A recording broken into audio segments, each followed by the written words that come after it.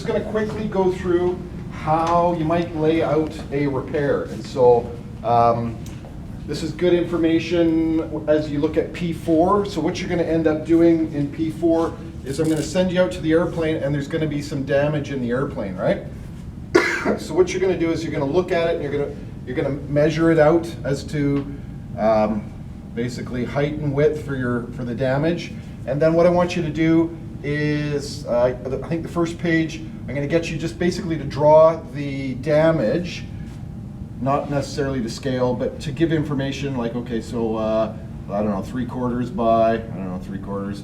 And then you're going to let me know if there's any other structure nearby. So if there's like a longeron or something that's running underneath the skin, because you're going to be looking at the outside of the airplane, you'll see rivets, and depending on where the support structure is, if you've got rivets that come down here, those rivets may end up having to be part of your repair, okay? So that's something to keep in mind.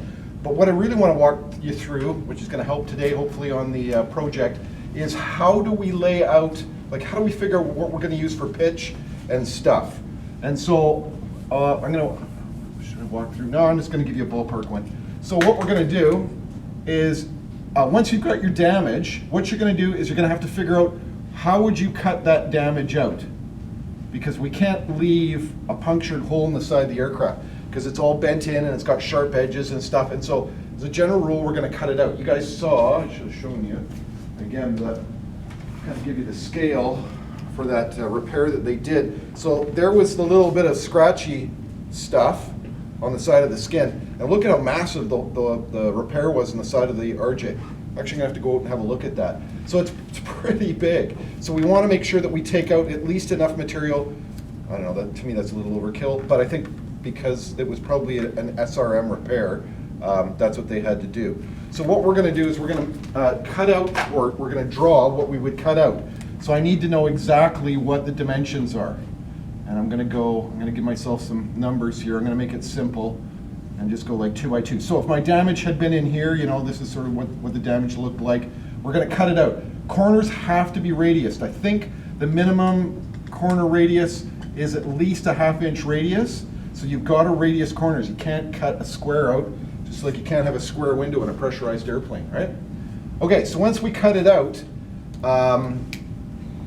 you got 2 choices. If it's a slow speed airplane, you could actually do a patch, we call it a scab patch in essence, over top, right? You could actually just lay a piece of material over top and put some rivets in and done. But if it's a high speed airplane, you're gonna put the repair on the inside, right? A doubler on the inside, like you guys are doing today with the project, and you're gonna put a filler in the hole, okay?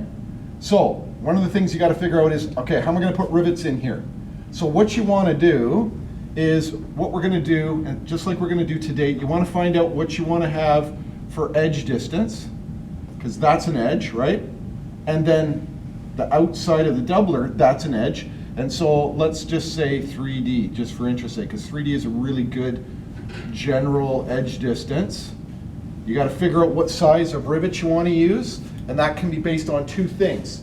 It could be based on the thickness of the skin that's there, or, and very often, look around at what's being used elsewhere in that area on the aircraft for rivet size. Okay, if this is skinny skin, but they're using 1/8 rivets everywhere, probably a good idea to use 1/8 rivets in the repair. Okay, so one of 2 things can drive you there.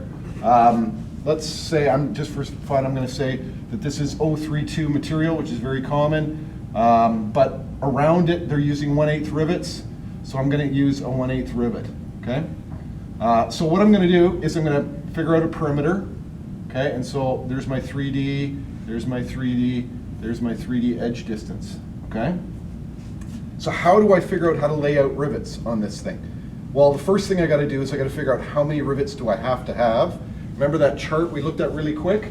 I will have that up for you guys on the D2L site for a reference AC43, and you're going to have to go in and say, okay, it's 032 skin. Man, if I had them available, I'd show you. 032 skin, 1/8 rivets. I think it's like 6 rivets per inch of damage. So it's the damage. Actually, no. Let's let's make this 3 just to make things interesting, because that'll make more sense. Whatever is your biggest damage area, you guys remember when we talked about that? That's the number we're going to use for what we've got for damage. So in this case, I'm 3 inches and 2 inches. 3 is the bigger number. That's where I've lost the most strength. So I'm going to use 3 inches as my length for figuring out how many rivets I need.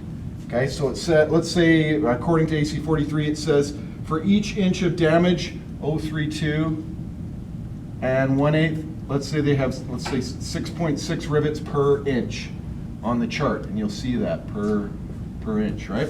So then I'm going to go 3 times 6.6. Oh my gosh, I'm making myself do math real quick here. 3 times 6.6.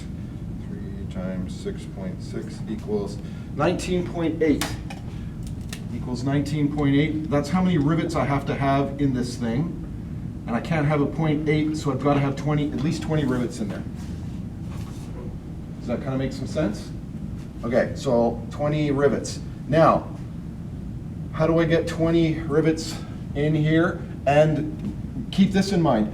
Rivets, these rivets, represent connections to the main repair and the skin. So if I put a filler in here, how much strength does the filler give me? Filler gives me nothing. It's just a filler. So if I put rivets in there, they don't count towards the repair rivets. Okay, does that make sense? Because it's just a filler, right? It's flattening so that we get a nice flat skin.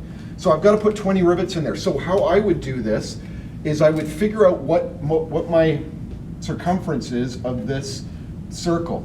So it's oh my gosh, here we go. 3 using 1/8, so it's going to be my edge distance from here to here is 3/8, right? Because it's 3D. So 3/8 on this side, 3/8 of an inch, and 3/8 of an inch here. So that's 3/4 of an inch. So this line from here to here is going to be 3 plus 3/8 plus 3/8. So the length from this rivet theoretically to this rivet, if I use those, is going to be 3 3/4 inches long, right? Because it's 3 inches plus my 3D plus my 3D. So that's 3 1/4, 3 3/4. And this is going to be 2 inches plus 3/8 plus 3/8. So it's going to be 2 3/4. Okay? So then what I do is I say, okay, I've got a 2 3/4, a 2 3/4, a 3 3/4, and a 3 3/4. So I need 2 of each of those. So it's going to be 2 times 3 3/4 plus 2 times 2 3/4. And that equals some crazy number that I got to do in my head here. Is it getting a little? All right, 2.75 times 2 is 5.5. 3.75 times 2 is 7.5 plus 5.5. Okay, 13 inches. So the line for where I'm going to put rivets is 13 point. This is 13, right? Is that what I said? 13 inches. Do you guys see where I got the 13 inches from? Think of it as I'm figuring out how long the row is that I want to put the rivets in. But the weird part about this is the rivets are going to be all the way around the outside. So 13 inches all the way around. So I got 20 rivets that I have to put in, at least 20, and I got 13 inches to put it in. Does that kind of make sense? No, yes, okay. So what I'm going to do is I'm going to go 13 inches divided by 20, and that's going to give me an average pitch. There's a horrible number, eh? 20 divided by 13, nope. 13 divided by 20. Ooh, there's a nice number. 0.65. 0.65 of an inch. That's actually not bad. That's a nice round, easy number. And so what I'm going to do is my average pitch, it would be nice if I could do them about 0.65 inches between each of the rivets. 0.65. That's interesting. 0.65 divided by 0.125. That's 5.2 diameters between each rivet, which is not a bad pitch to work with. So then I would figure out, start with my rivet like here, and it may work out nicely, or it may not. And so I may have to fudge it out a little bit more this way, or squitch it in a little bit this way, but I've got to get 20 rivets all the way around the outside, because I have to have at least that to have enough strength for what I've cut out. Does that make any sense? Hopefully that makes some degree of sense. And so that's basically what you're going to do when you get onto your P4. It also works really well on the repair that you're working on today with P6. You got a cutout. We're going to put some edge distance in there, and then you got to figure out, okay, how long's that line? How many rivets do I have to put in here? Now the weird thing that you're going to find is this is different than putting it in a row. Remember how we said rivets equals spaces plus 1? Well, in this, whenever you have a complete circle of rivets, rivets and spaces are the same. If you think about it, if we put rivets in here, I'm just going to do really quick. Let's put, I don't know, like this. How many rivets? 1, 2, 3, 4, 5, 6, 7, 8. 8 rivets, right? 1, 2, 3, 4, 6, 7, 8 rivets. Let's see how many spaces. 1, 2, 3, 4, 5, 6, 7, 8.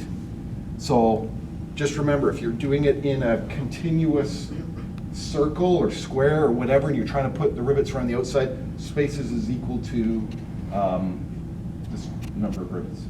Okay? Does that kind of make sense? So that's when you get to today's project and you're doing P6, have a look at what is the length that we're putting the rivets in, get an average pitch, and I think the suggestion was around 8D. 8D actually works out, I think, pretty good. But you got to calculate the number of rivets. We've told you how many rivets have to go in. Same as you doing the calculation here. You have to figure out how many rivets are going to go in. Now you know. Then you got to figure out how you're going to lay those rivets out in the outside and on the inside. Again, remember the 20 rivets here are on the doubler, and then when you go and put your filler in, if that's what you're doing, again, you I would try and kind of go, something like that, but these don't really count, right? Because it's just a filler. So you still have to meet your layout rules, but how many rivets you put in there? Enough to hold it down, but it doesn't really matter, right? They don't add to the actual repair number of rivets that you need. Does that make any sense?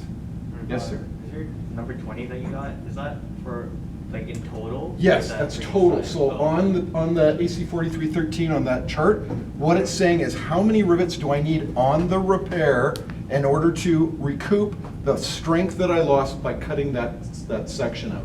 Okay, and again, it's whatever dimension is the longest dimension, right? Whether it's height or width or whatever, that dimension, okay, it's 4. Okay, so 4 inches is my largest dimension. That's the number I'm going to multiply by the rivets per inch requirement on the chart. Make sure you're using the right chart. The different charts are for different materials. You got to make sure it's the right chart for the material you're using.